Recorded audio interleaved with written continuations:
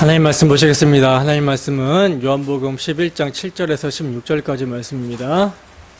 우리가 함께 나눈 하나님 말씀은 요한복음 11장 7절에서 16절까지 말씀.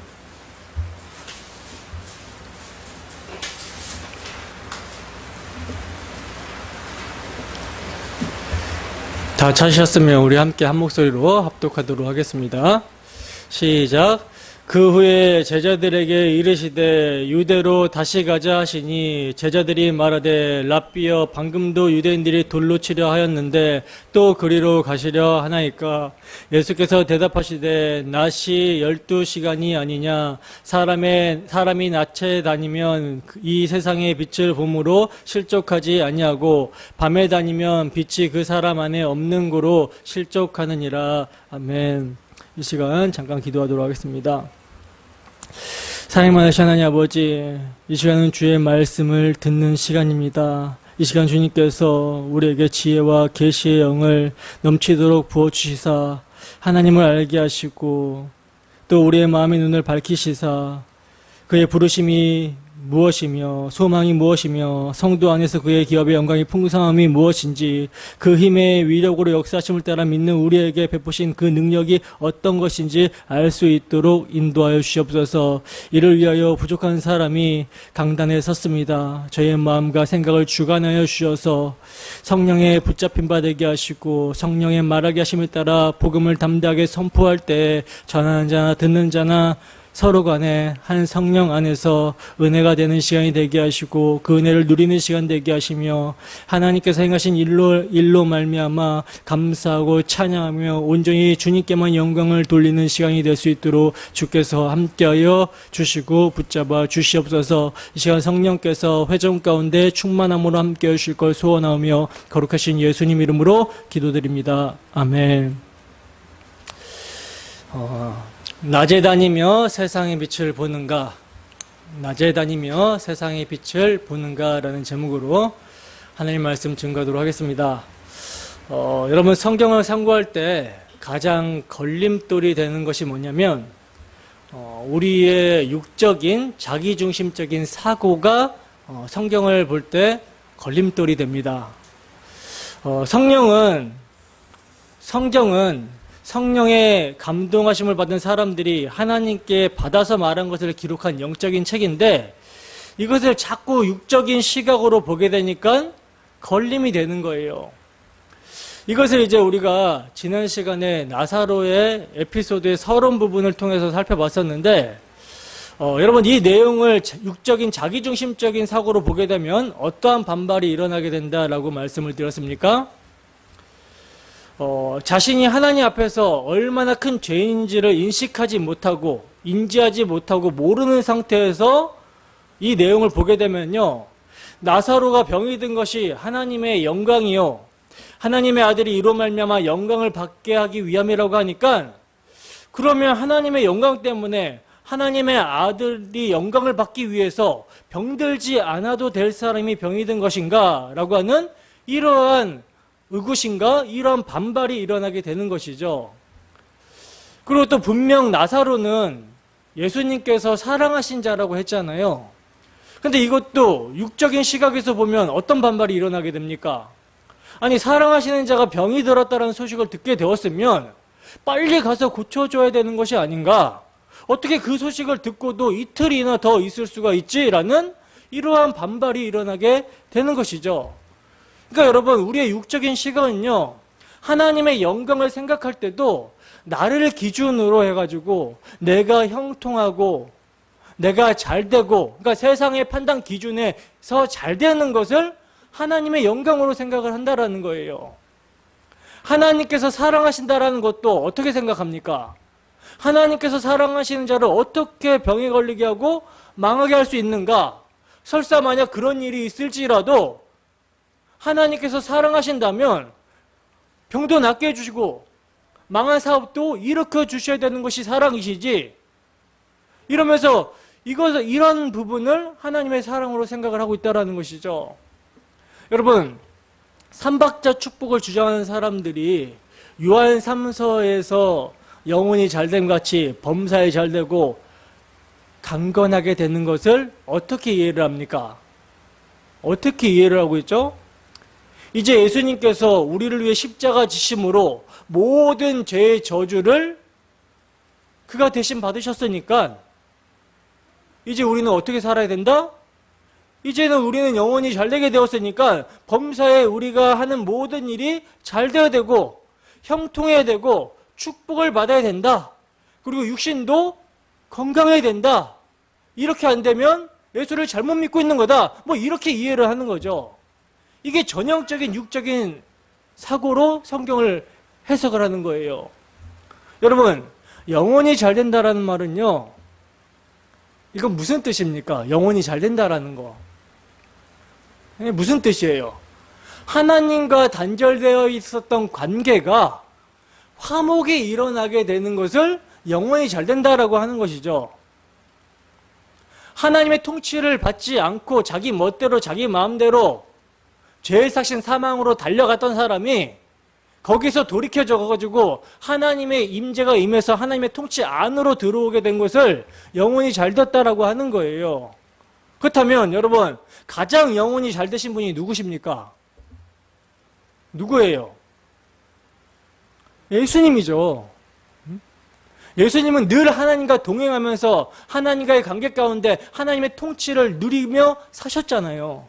그러니까 영원히 가장 잘된 분은 예수님이죠. 그죠? 그 예수님의 범사가 여러분 어떠했습니까? 하나님이신 그분이 영광 자체신 그분이 그 모든 것을 비우셨어요. 자기를 비우셨어요. 그리고 아버지의 뜻을 따라 죽기까지 순종하는 삶을 사셨습니다.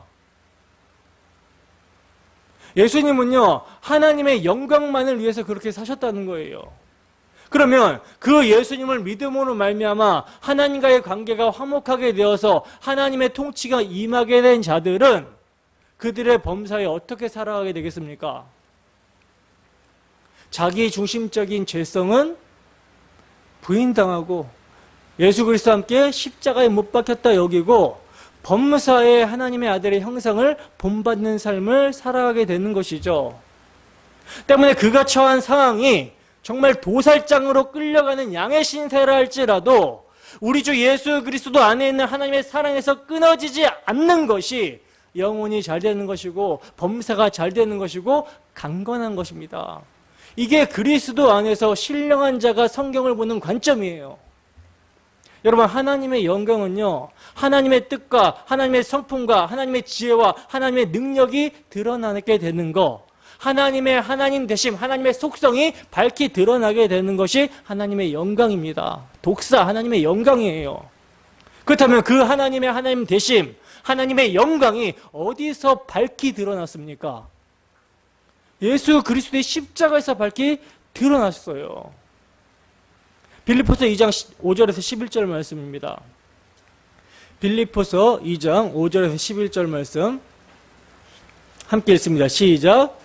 너희 안에 이 마음을 품으라. 곧 그리스도 예수의 마음이니 그는 근본 하나님의 본체시나 하나님과 동등됨을 취할 것으로 여기지 아니하시고 오히려 자기를 비워 종의 형체를 가지사 사람들과 같이 되셨고 사람의 모양으로 나타나 자기를 낮추시고 죽기까지 복종하셨으니 곧 십자가에 죽으심이라.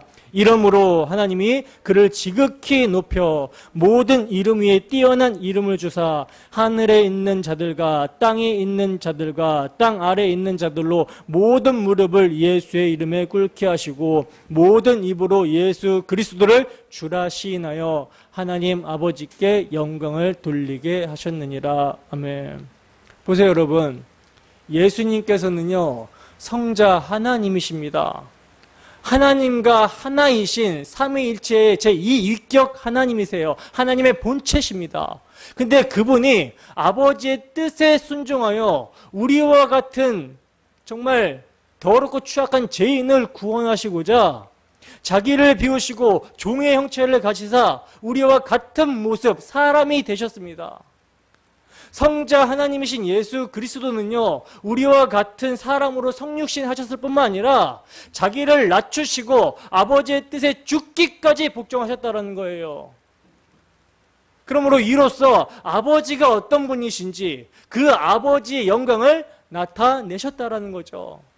이게 여러분 참 하나님의 형상으로서 하나님의 영광을 위해 사신 예수님의 모습입니다. 자기를 비우시고 아버지의 뜻을 위해 죽기까지 순종하신 예수님의 모습이에요. 바로 여러분 우리는요, 이 예수님의 죽기까지 순종하심으로 그 피의 공로를 믿음으로 구원을 얻게 된 것입니다. 그분이 피 흘려주심의 공로를 믿음으로 우리는 율법의 요구에 순종하지 못하는 자들이 받아야 되는 율법의 정죄와 진노와 저주라는 형벌로부터 구원을 얻게 되었고요. 또 그분의 부활은 그분께서 십자가에서 피 흘리시기까지 순종하신 순종이 율법의 마침과 완성이 되었다라는 사실을 확증하는 것이기 때문에 그분 안에서 우리는 율법을 지킨 자가 되어서 의롭다 하심을 얻게 되었다는 거예요. 이 여러분 놀라운 구원을요, 우리에게 주신 성령으로 말미암아 그 성령의 보증으로 확신하게 되는 것입니다. 그래서 우리는요, 성령의 보증 가운데 우리의 구원을 시작하신 이가 마치실 것을 확신하고 믿기 때문에 이미 구원을 받았다라고 하는 거고요.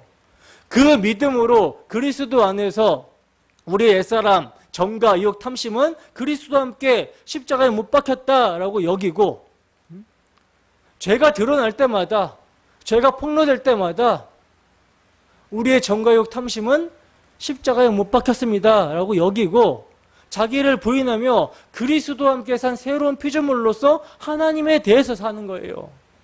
믿음으로 이제 날 위해 십자가에서 피 흘리신 그리스도의 사랑에 매여 내 뜻이 기준이 되는 삶은 날마다 부인되며 하나님의 말씀이 기준이 되어 그 말씀을 절대적으로 의존하는 삶을 살아가게 되는 것입니다. 여러분, 이 말을 여러분들이 잘 이해를 하셔야 되는데, 여러분, 하나님의 말씀이 기준이 된다는 것은요, 하나님의 말씀, 모든 성경은 예수 그리스도에 대한 증언이며 그분이 이루실 일에 대한 증언이에요. 때문에 하나님의 말씀이 기준이 된다라고 할 때 그 말씀은요, 그리스도와 그분이 하신 일을 떼어놓고 생각해서는 결코 안 된다라는 것입니다.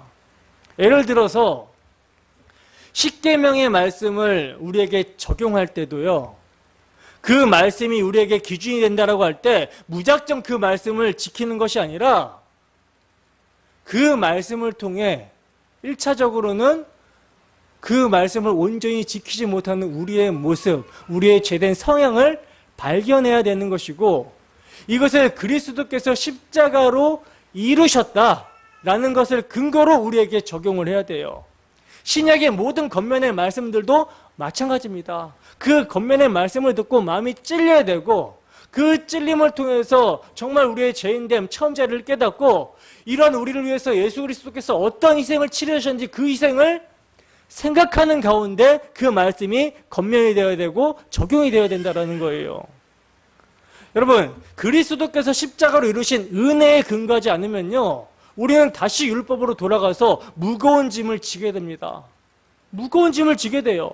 그러나 그리스도께서 율법에 의해 정죄를 받아 마땅한 우리를 위해서 십자가로 이루신 사랑을 근거로 해서 말씀을 보게 되면요, 그 말씀은 무거운 짐으로 우리에게 다가오는 것이 아니라 감사와 자원함과 사랑으로 행하게 되는 성도의 삶의 기준이 되는 거예요.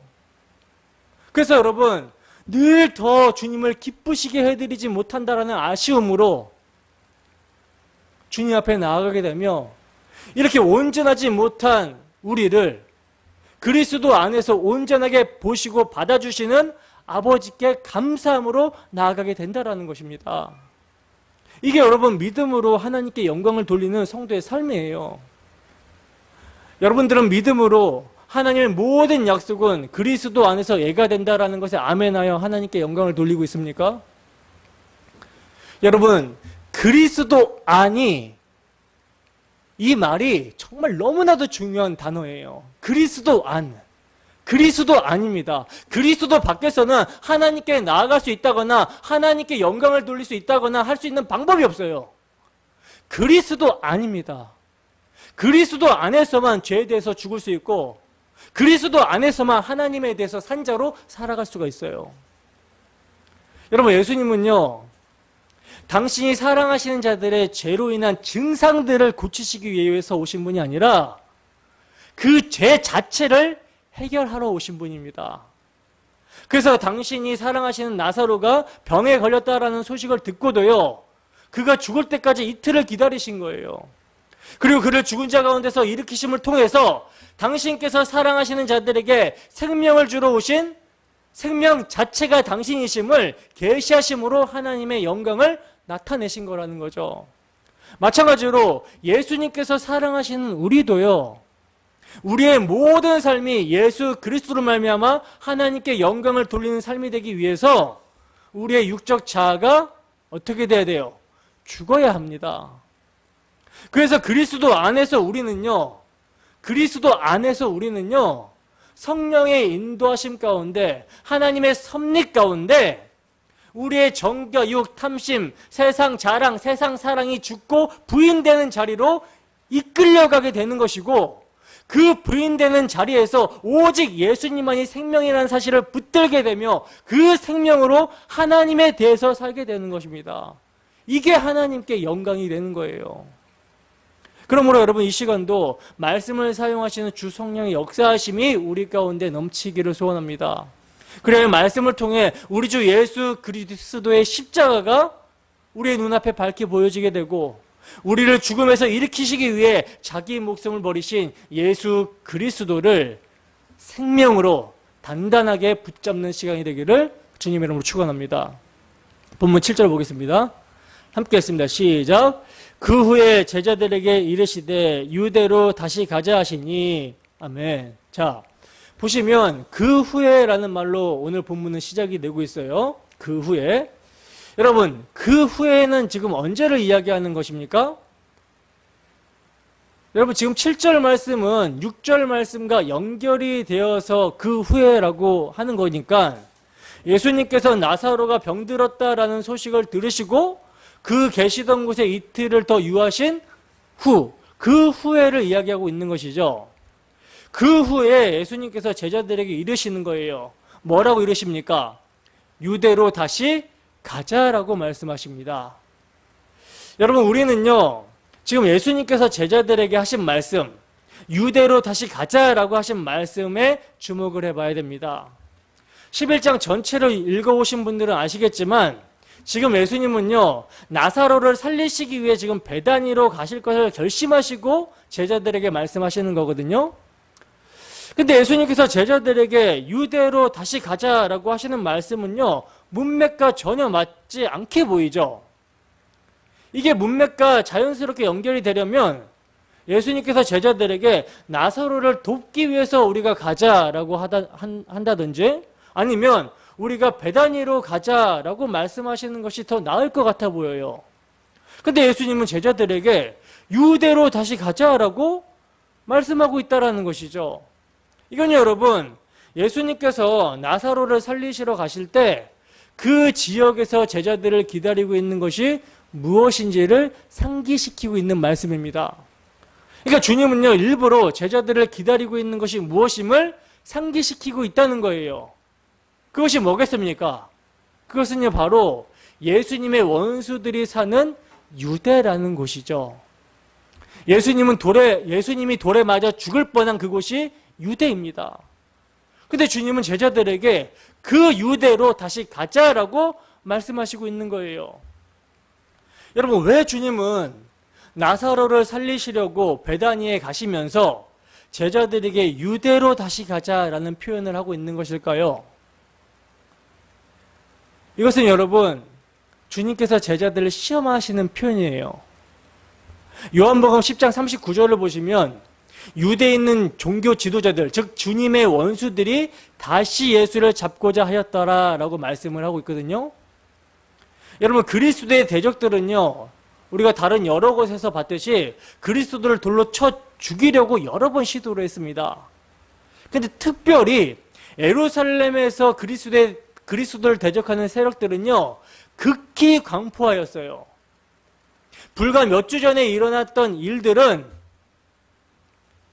가장 섬뜩한 일로 제자들에게 인식이 되고 기억이 되었습니다. 그러니까 지금 유대 땅은 주님을 적대시하는 원수들이 있는 곳으로서 굉장히 위험한 곳이라는 것이죠.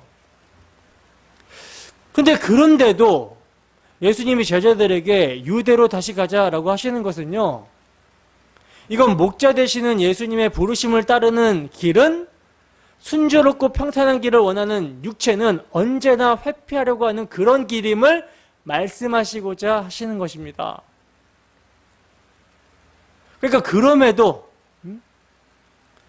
육체가 언제나 회피하려고 하는 그런 길임에도 기꺼운 마음을 가지고 주님을 따를 수 있겠는가, 이를 묻고 계시는 의도가 있는 말씀이라는 거죠. 자, 그러면 이런 의도적인 말씀에 제자들이 뭐라고 대답을 하는가? 본문 8절입니다. 함께 했습니다. 시작.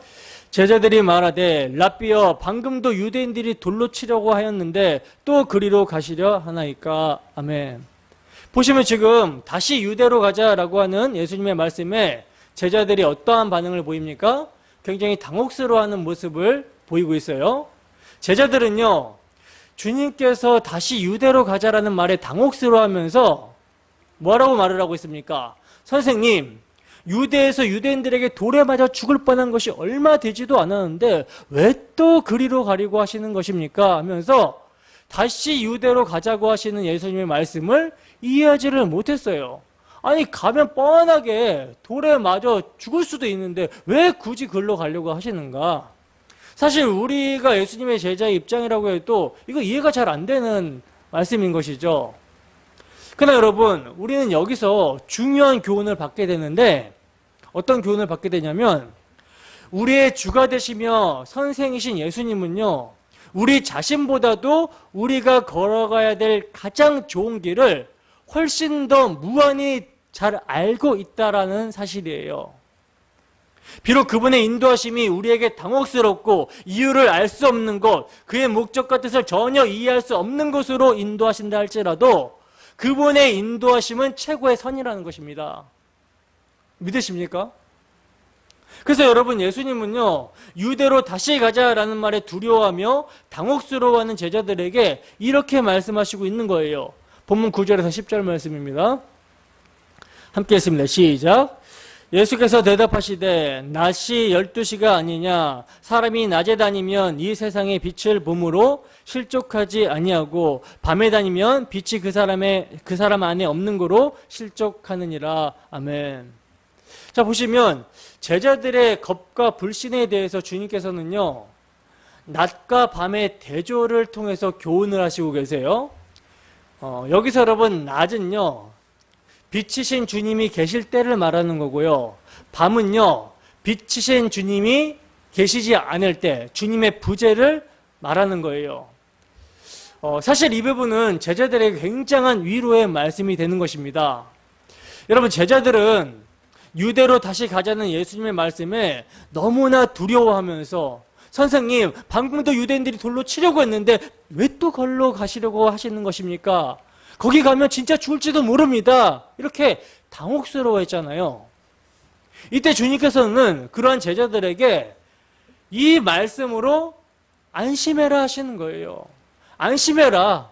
아직 나는 죽을 때가 아니다 라는 것을 주님께서는 제자들에게 시간이라는 개념으로 설명을 해주시고 있는 거라는 거죠. 여러분, 유대인들은요, 하루 24시간을 12시간으로 나눠가지고 낮과 밤이라고 이렇게 지칭을 했거든요. 해 뜨는 시간에서부터 해지는 12시간을 낮이라고 불렀고요. 그 반대를 밤이라고 불렀어요. 그래서 주님은 제자들에게 이런 의미로 말씀하시는 것입니다. 낮이란 때로서 12시간이라는 분명히 할당된 시간이 있지 않느냐. 낮이라는 시간의 길이가 측정이 되었고 그 측정된 만큼의 시간이 다 가기 전에는 그 낮은 끝나지 않는다. 낮으로 지정된 시간이 다 지나야 비로소 밤이 오는 것이다. 마찬가지로 내가 세상에 있는 동안은 내가 세상의 빛이며 내가 빛으로 있는 동안은 낮이다. 내가 빛으로 있는 낮이라는 시간은 아버지께서 정해주셨고 이 정한 시간에 내가 반드시 해야 되는 일이 있는데 그 일을 이루기 전에는 내 원수들이 결코 나를 해할 수 없다. 내 생명을 취할 수 없다. 그러니 안심하라. 여러분, 주님께서 여기서 제자들에게 확신시켜 주시는 것은요, 아버지께서 정하신 때가 이르기 전에는 나의 죽음이 있을 수 없을 것이니 안심하라는 거예요. 그러면 세상에 비치신 예수님이 계실 낮 동안 그분이 하실 일, 나를 보내신 이의 일이 무엇인가? 우리는 이것을 자주 살펴봤었죠. 요한복음 6장 38절에서 40절 말씀입니다. 함께 읽습니다. 시작. 내가 하늘에서 내려온 것은 내 뜻을 행하려 함이 아니요 나를 보내신 이의 뜻을 행하려 함이니라. 나를 보내신 이의 뜻은 내게 주신 자 중에 내가 하나도 잃어버리지 아니하고 마지막 날에 다시 살리는 이것이니라. 내 아버지의 뜻은 아들을 보고 믿는 자마다 영생을 얻는 이것이니 마지막 날에 내가 이를 다시 살리리라 하시니라. 아멘. 여러분, 우리 빛이신 우리 주님이 당신이 계실 낮 동안 하실 일이 바로 이 일이에요. 아버지께서 살려내라고 한 이들을 하나도 잃어버리지 않고 다 살려내는 일, 아들을 믿어 영생을 얻게 하시고 마지막 날에 다시 살려내시는 일, 이 일을 빛이신 주님께서 낮 동안에 아버지께서 허락하신 그 시간 동안에 계시하셔야 됐다라는 것이죠. 그러므로 예수님의 생명은요, 아버지께서 정하신 때가 이르기 전에는 결코 원수들이 해할 수 없다는 것입니다. 이것은 여러분, 목자이신 예수 그리스도의 부르심을 입고 그와 믿음으로 연합이 된 우리에게도요, 동일하게 적용이 되는 말씀이에요. 우리가 아버지께서 예수님에게 주신 자들이 맞다면, 그래서 예수님의 들리심, 그 십자가로 이끌려지게 되어서 그 피로 말미암아 다시 살리심을 받고 의롭다 하심을 얻고 하나님의 자녀가 된 성도가 맞다면, 우리의 사명은요, 우리를 구원하신 예수를 위해 사는 것이며 주 예수의 덕을 선전하며 증거하는 것입니다. 맞습니까? 그러므로 우리는 이 사명을 위해 부르심을 받았고 그 부르심의 사명을 완수하는 하나님께서 정하신 분량의 때가 있다는 거예요. 그렇기 때문에 우리는요, 어떤 일을 만난다 하더라도 두려워하거나 무서워할 이유가 전혀 없는 것입니다. 만약 우리의 날들을 연장시키는 것이 우리의 마음대로 되는 일이라면 우리가 하는 모든 일에 있어서 극히 주의를 기울여야 될 거예요. 우리는 언제나 조심해야 될 것입니다. 예를 들어서 여름 휴가를 계획하면서 자동차를 타고 여행을 하고 싶다라고 마음으로 정했다라고 한번 생각해 보세요. 수많은 사람들이요, 교통사고로 도로에서 죽습니다. 집에 있는 것이 더 안전할 거라는 거죠. 당장 오늘 저녁에 밖에서 외식을 해야겠다라고 마음을 정했다라고 생각을 해보세요. 수많은 사람들이 외식을 하다가 코로나에 걸립니다. 그러니 집에서 안전하게 먹는 것이 나을 거예요. 여러분들은요, 지나가다가 어떤 사람이 시비를 걸어도 분을 내시면 안 됩니다. 왜냐하면 그 사람이 사람을 아무렇게도 않게 막 죽여버리는 그런 유의 사람일 수도 있기 때문에 조심해야 된다는 것이죠. 여러분, 제가 말씀을 드리고자 하는 요점이 뭔지 아시겠습니까? 만일 하나님께서 우리의 날을 제정하시고 붙들고 계시는 것이 아니라면 우리는 제자들처럼 두려워해야 되는 것이 맞습니다. 그러나 만일 하나님께서 여러분들의 날들의 길이를 조정하시고 어떠한 일도 그 길이를 짧게 할 수 없다면 아버지의 일을 이루시기 위해서 예수님께서 담대하게 그 길을 가셨던 것처럼 우리도 담대함을 가질 수 있어야 된다는 거예요. 사명자는요, 여러분, 그 사명이 끝나기까지는 결코 죽지 않습니다. 예배로 부르심을 받았습니다. 예배의 사명.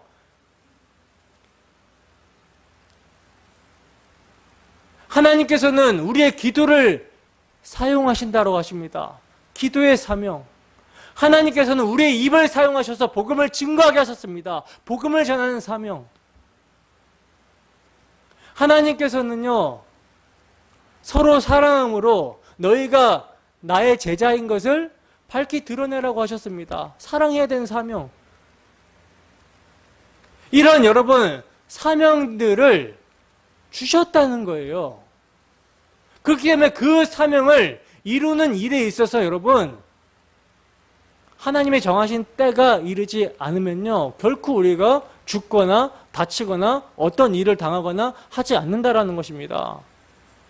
하나님은 각 사람에게 인생의 일을 행할 시간을 주셨다라는 거예요.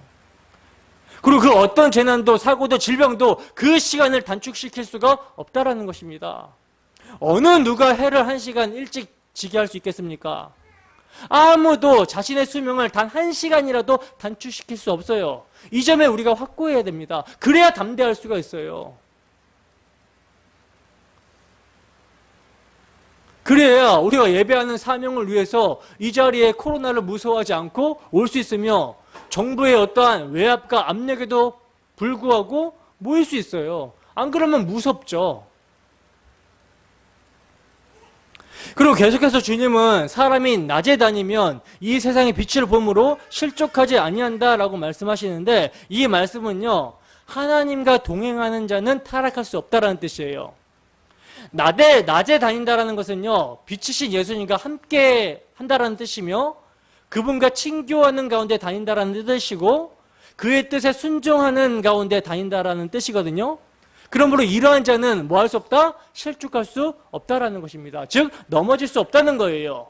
왜냐하면 그분의 말씀은 우리의 발걸음을 지켜주는 등불이며 우리가 가는 길을 비춰주는 빛이기 때문에 넘어질 수 없다라는 것이죠. 그러나 반대로 그리스도가 없는 빛이 없는 밤에 다니면 어떻게 되겠습니까? 그 사람 안에 빛이 없기 때문에 넘어지고 실족하게 되는 거예요. 그렇다면 질문을 던져봐야 되는 것이죠. 우리는 여러분 낮에 다니고 있습니까? 아니면 밤에 다니고 있습니까? 여러분들 자신에게 이 질문을 던져보세요. 여러분들의 삶은 주 예수 그리스도에 의해서 조명을 받고 있습니까? 그래서 그 빛에 의해서 우리의 모습을 보고 인정하고 주 예수를 의지함으로 빛으로 나아가며 그 빛을 쫓아 살아가고 있습니까? 아니면 빛을 보지 못하고 캄캄한 밤에 다니며 말씀이 걸림돌이 되어서 실족하고 있습니까? 전자입니까? 후자입니까? 여러분 택하신 자라 할지라도요 넘어질 수 있어요. 넘어질 수 있습니다. 죄를 지을 수 있죠. 그러나 의인은 7번 완전히 넘어져서 어둠 가운데 사로잡혀 있는 것 같아 보인다 할지라도 고린도 교회의 모습처럼 그래 보인다 할지라도 그를 부르신 이가 누굽니까? 하나님이시기 때문에 전지전능하신 하나님이시기 때문에 그 부르신 이의 능력이 그를 끌어당겨서 세우신다는 거예요. 그래서 일어서게 되는 것입니다. 때문에 부르신 이의 능력으로 택하신 성도는 말씀의 비추심을 받고 책망과 바르게함과 의로 교육함을 받게 된다는 것이죠. 여러분 예수님께서는요 하나님께서 당신에게 주신 자들을 당신의 피로 사셨어요. 피로 사셨기 때문에 결코 우리가 실족하도록 놓지 않으신다라는 것입니다. 그러므로 반드시 그리스도에 대한 온전한 믿음과 생명에 이르는 회개로 나아가게 하신다라는 것이죠. 이게 여러분 우리의 담대함이에요. 유다서 1장 24절에서 25절 말씀입니다. 함께 했습니다. 시작. 능히 너희를 보호하사 거침이 없게 하시고 너희로 그 영광 앞에 흠이 없이 기쁨으로 서게 하시리 곧 우리 구주 홀로 하나이신 하나님께 우리 주 예수 그리스도로 말미암아 영광과 위엄과 권력과 권세가 영원전부터 이제와 영원토록 있을지어다. 아멘. 여러분 우리 스스로 빛을 붙들고 나아가는 게 아니에요. 우리는요 제자들처럼 사망의 음침한 골짜기로 인도받을 때 두려워하고 무서워합니다. 그렇잖아요. 고난받기 싫잖아요. 솔직히 우리의 육신은. 내게 안 좋은 일이 닥치거나 내게 환난이 닥치거나 이런 것들을 우리는 본능적으로 싫어한단 말입니다. 두려워하고 무서워해요. 그러나 우리를 부르신 주님이 우리를 붙드시고 계시고 보호하고 계시며 거침없게 하시고 그의 영광 앞에 흠이 없이 기쁨으로 서게 하시기 때문에 우리가 어떤 환경과 여건과 상황이 될지라도 그 주님의 인도하심을 따라 기꺼이 가는 것입니다.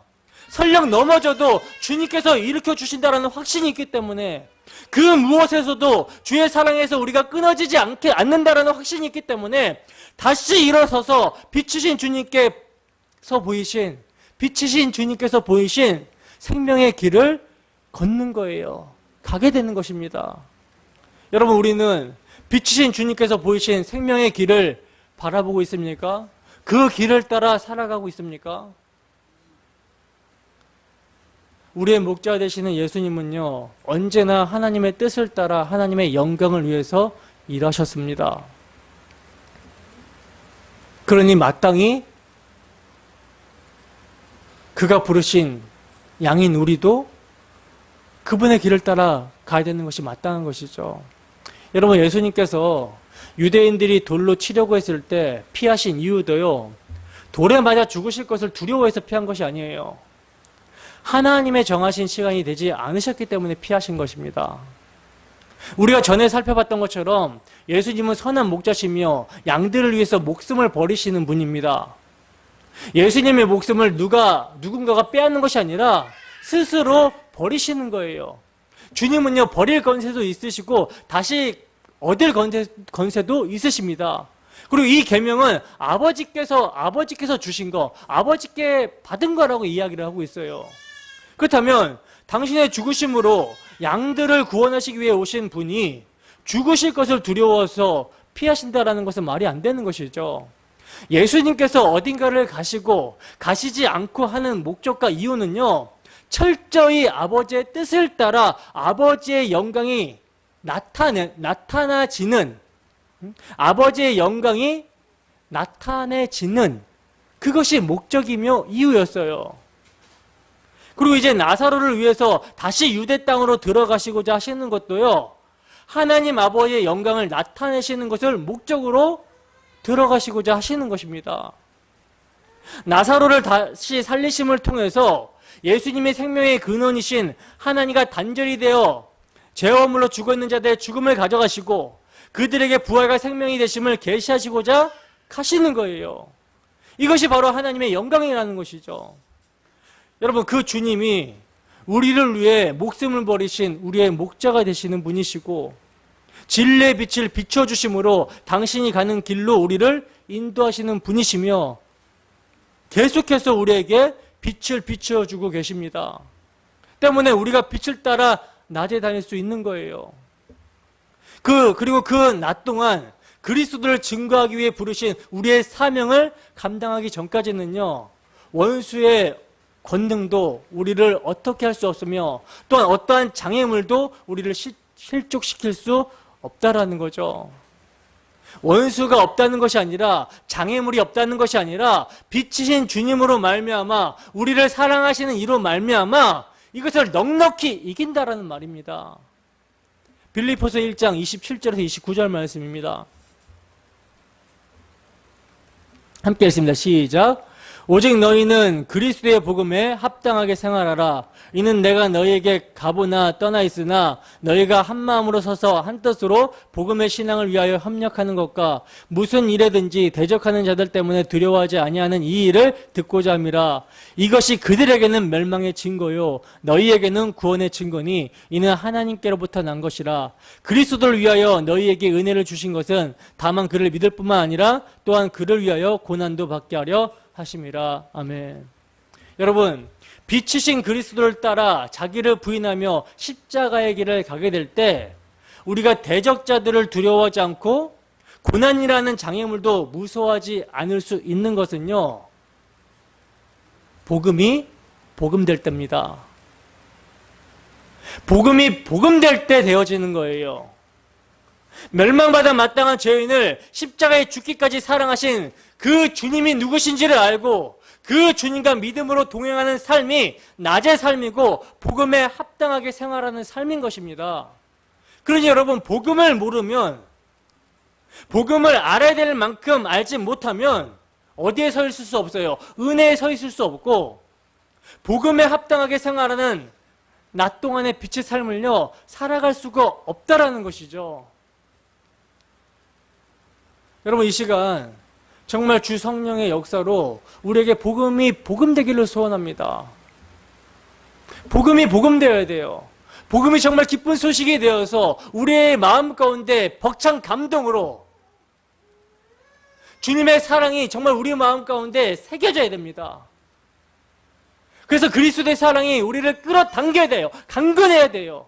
그래야 우리가 어디로 가든지 그 주님의 인도하심 가운데 우리가 어떤 상황 가운데 처해지든지 간에 우리를 사랑하시는 이로 말미암아 넉넉히 이길 수 있다는 것이죠. 제가 강단에서 복음을 계속 선포하는 것도, 계속 그리스도께서 우리를 위해서 행하신 일, 계속의 은혜의 복음을 계속 전하는 것도 여러분들에게 세뇌시키려고 하는 것이 아니라 정말 성령께서 이 말씀을 좀 사용하셔서 우리의 그 심령 골수에 이 복음이 새겨지게 하셨으면 좋겠다라는 그런 마음으로 외치고 또 외치는 겁니다. 그런 마음으로 기도하면서 말씀을 준비하는 거예요. 여러분, 이 시간 주 성령의 역사가 충만한 시간이 되기를 소원합니다. 복음이 복음되기를 소원합니다. 그리하여 빛이 비추어 줌으로 빛 가운데 행하며 그 주님과 동행하는 낮 동안의 삶을 오직 우리 주 예수 그리스도로 말미암아 하나님의 영광을 위해 살아가는 우리의 모습이 되기를 주님의 이름으로 축원합니다. 함께 찬양하고 기도하겠습니다.